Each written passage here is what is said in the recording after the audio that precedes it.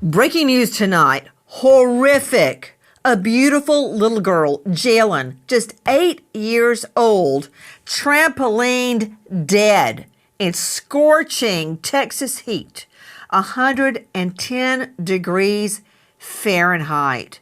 By who? An evil monster? I guess you could say so. Her sick parents. Good evening. I'm Nancy Grace. This is Crime Stories. Thank you for being with us. It's a hot summer morning in Odessa, Texas, and 8-year-old Jaylin Schwartz is outside jumping on the trampoline. But what appears as an otherwise fun and innocent game for an 8-year-old girl turns out to be deadly abuse. To Lynn Shaw joining me, founder and executive director of Lynn's Warriors, a nonprofit committed to ending on young girls and women. Lynn, systematic discipline equals felony murder. Explain what this phenomena is. What's happening is they're breaking down children's minds. We work with law enforcement. We are seeing increased cases of child abuse that has horrific circumstances around it. And my fear is that children are becoming habituated to it, so they're not reporting it. Society's becoming habituated. It's becoming almost normalized. Where is the outrage from everybody? Our precious children. Why aren't we out screaming about this? We cannot have this. But all I know is this kind of abuse is psychological damage, breaks down children's minds. And I'm so afraid all of this is getting buried underneath what's really going on here, which is just sadistic abuse and increasing across the United States with children. Let's analyze what we just heard. Lynn Shaw is joining me, executive director, Lynn's Warriors. Lynn,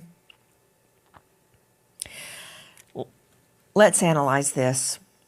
According to a forensic pathologist, Jaylin, 8 years old, just turned 8, by the way, already presenting rigor and lividity. Lividity, as you know, is when the blood in your body settles to the lowest common point.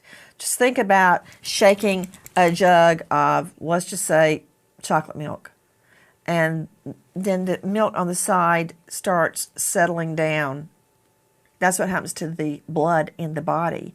When you die and your heart is no longer pumping, let's just say you're lying on your back, all the blood in your body settles down to the back of your head, neck, back, buttocks, and the back of your legs. It goes down, as it should, according to the laws of gravity. So when EMTs get there, Lynn, listen to this. Rigor was in, lividity had started. I don't know how they determined this. I guess Dr. Eason can tell me. Jaylin suffered sunburn after death, which tells me she laid outside in the sun for a period of time long enough to get sunburn, and there was skin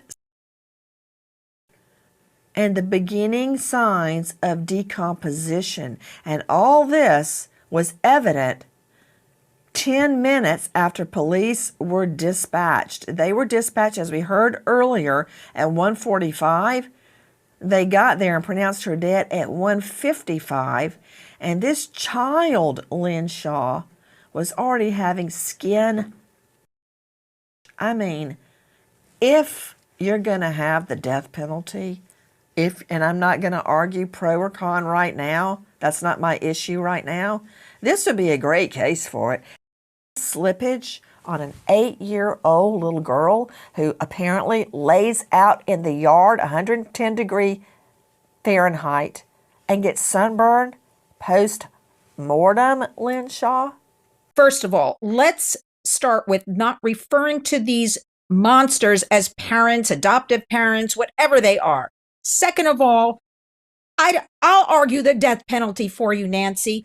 Anybody who does anything to a child, I am sorry. In our Warriors book, same is done to you. I am sorry. That's the way we feel about that. And I want to remind everybody, I'm here in New York City. The minute it hits 85 degrees, they recommend keep your children indoors, keep your children in air conditioning, keep your children hydrated. If you don't have an air conditioner, go to one of our cooling centers. Does everybody hear what we're talking about?